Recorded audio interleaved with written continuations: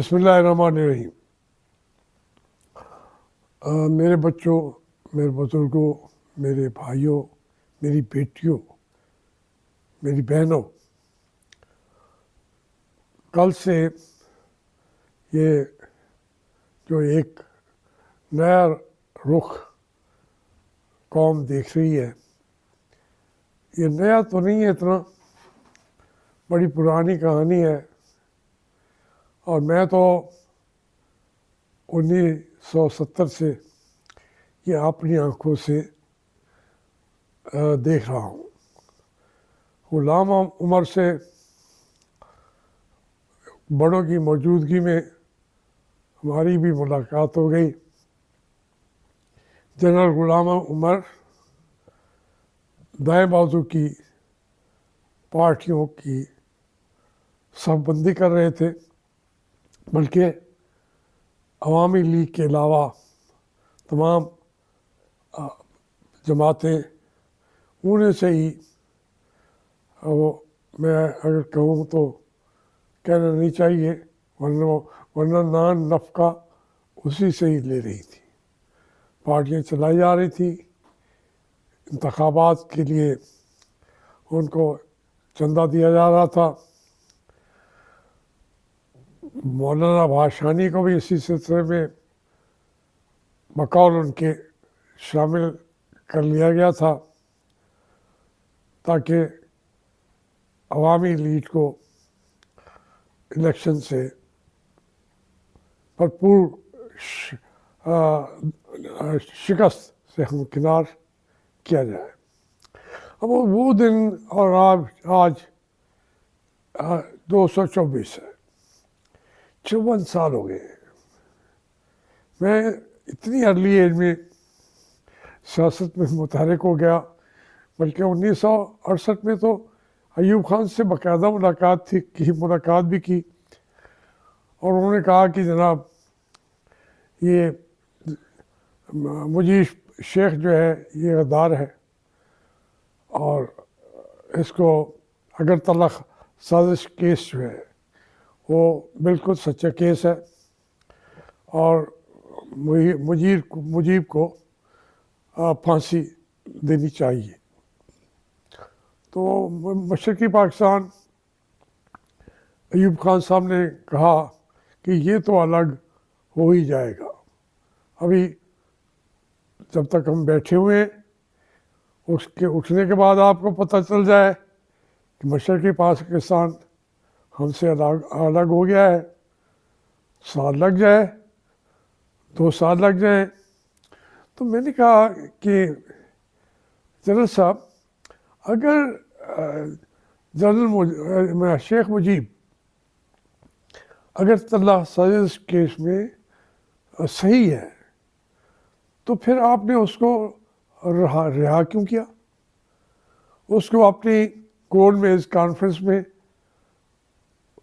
मदऊ करके अपने सामने मुज़ाकरात के लिए क्यों बिठाया? तो उन्होंने कहा ये बाकी पार्टियां जो हैं, ये कौन सी ये मुहिब वतन है, ये अपनी स्किन को बचाने के लिए, अपने वजूद को बचाने के लिए इन्होंने भी मुतालबा किया कि मुजीब शेख के बग़ैर हम मुज़ाकरात आगे नहीं चलने देंगे। उस वक्त मेरी फ़ौज ने कहा कि आप शेख मुजीब को बुलाकर इन जमातों के मुंह बंद करें। मुझसे जब आप कहते हैं कि मैं आपको अपने हालात पर बताऊं, तो मेरे पास तो तारीख़ इतनी वसी है, इतनी लंबी है कि मैं असल बात को भूल जाता हूं, और फिर वो तमाम मनाज़िर जो मेरी आँखों के सामने हैं उनकी तफसीलात में चला जाता हूँ। मैं आपसे अर्ज़ करना चाहता हूँ कि ये मौलाना फजल रहमान साहब ने जब कह दिया कि वो जो उन्होंने किया था अदम एतमाद की मूव, वो इनिशिएट की थी जनरल बाजवा ने, اور नाम दूसरा भी लिया उन्होंने, जनरल फैज़ हबीब ने। उन्होंने हमें बुला के कहा, फिर सारी पार्टियाँ भी शामिल होती गई। अब वो शायद इससे कहीं ना कहीं तब्दीलियाँ भी ले आएंगे अपने बयान के अंदर। तो बात ये है कि ये तो कल का वाक़या हुआ ना, इस मुल्क में तमाम वाक़यात यूं ही चलते रहे हैं। और मैं बार बार कहता हूँ कि एक ही बात पे एक फ़ैसला कर लो, एक लम्हात होते हैं, उन लम्हात के अंदर फ़ैसले कौमें करती हैं तो वो निजात हासिल कर लेती है।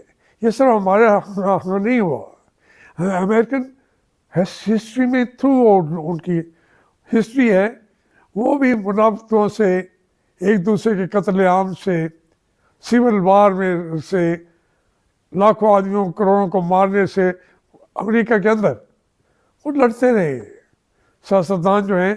लेकिन कौमी मामलात में कुछ चीज़ों के ऊपर अच्छे लीडर आ गए, उन्होंने उनका कहा कि ये यूँ करना है, तो उन्होंने कहा इसकी बात मान लें,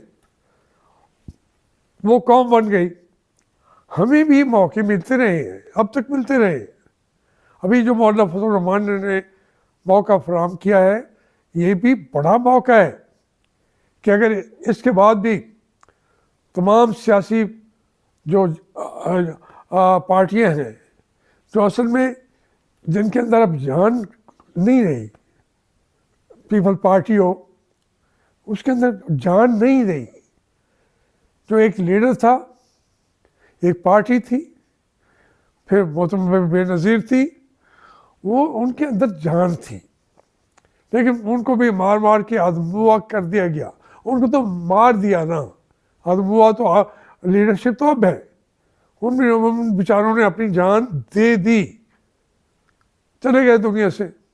फिर हमारी जो बाकी की आदतें हैं वो आदमुई हो चुकी है, वो हमें बार बार कहते हैं। अब जैसे मोहतरम नवाज शरीफ साहब हैं, इनकी भी अंदर उमंगें जागती थी कि मैं कौम के लिए लड़ूंगा।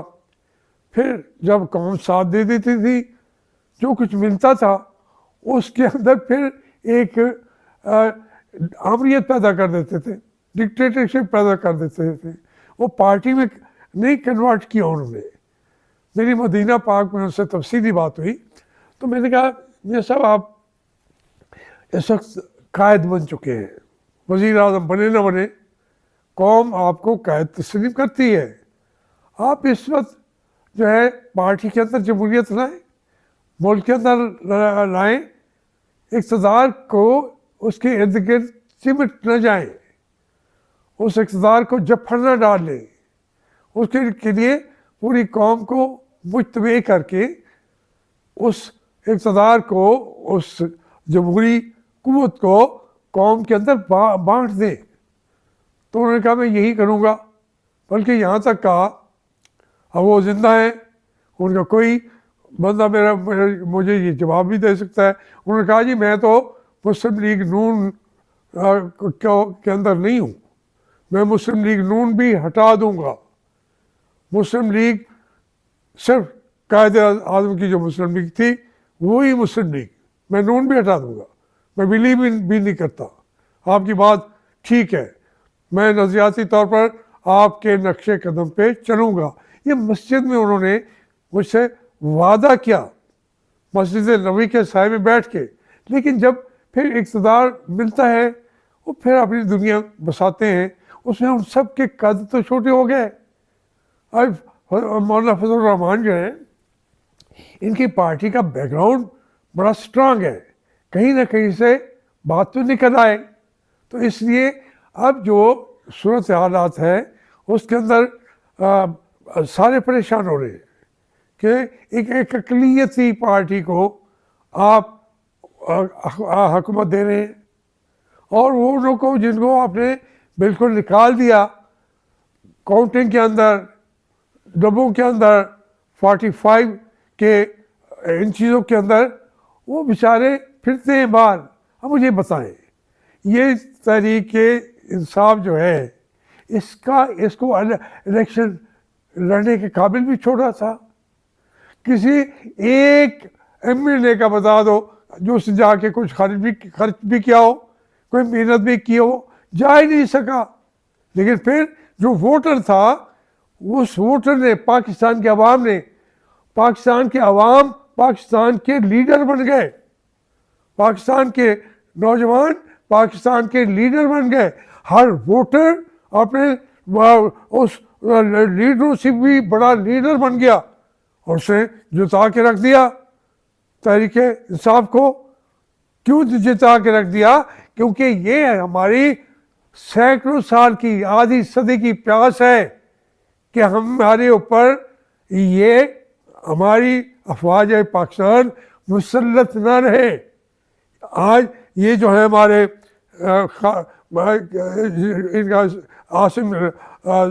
عاصم منیر صاحب, مجھے تو ان سے کوئی گلہ بھی نہیں ہے, لیکن وہ کہتے ہیں آپ واپس چلی جائیں اپنی جگہ پہ جہاں کہ آپ کمانڈر ان چیف ہیں, اپنی صفوں کو درست کریں. کل کوئی جنگ کا مرحلہ آتا ہے تو اس کے اندر آپ لڑنے کے قابل ہوں. ہماری فوج لڑنے کے قابل نہیں رہی, ایک دھکا لگے گا اور بکھر جائے گی. جو پوری قوم کو منتشر کر رہی ہیں آپ حضرات, پوری قوم کو آپ منتشر کر سکتے ہیں, لیکن ان امریکہ کے یا انڈیا کے ان تمام لوگوں کے اندر آپ بکھر جائیں گے. ہمارے پلے کیا رہ جائے گا؟ ہمارے پلے میں تو آپ ہیں, آپ ہی ہمارے عزیز و جان ہیں, آپ ہی ہمارا مقدس. آپ دیکھیں جو مقدس ایک ادارہ ہے, اگر وہ میرا ووٹ چھین رہا ہو, وہ میرے گھر کے اندر آ گئے ہیں. یہ کبھی ہوا ہے یار؟ میرے گھر کے اندر آ گئے, پولیس بھی نہیں تھی, مقامی پولیس نے ہمیں بتایا ہم نہیں ہیں, پورا ایس پی اور IG نے کہا ہم نہیں ہیں. تو پھر وہ آ کے میرے گھر کے میرے اوپر بندوقیں لے کے کھڑے ہوں, میری آنکھ کھلتے ہی کھڑے ہوں میرے سر پہ. تو یہ کون تھے؟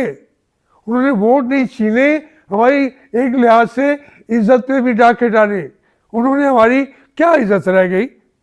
اس گھر کے ہر کمرے میں گئے. میرے جو بچے تھے, بچیاں تھیں, وہ پھرتے رہے. ہم روک سکتے تھے ان کو؟ نہیں روک سکتے. پھر یہ جو طاقت ہم نے آپ کو دی, فوج کی وہ گولی اور وہ بندوق تمہیں لے کر دی, وہ مجھ پہ چلاؤ گے تو میں کبھی تمہارے لیے محبت کا ایک لفظ نہیں کہوں گا. اب بھی نکل جاؤ ہماری زندگی سے, اور پاکستان کے اندر جمہوریت کو آنے دو, اپنی مرضی کے غلاموں کو حکومت نہ دو. Thank you.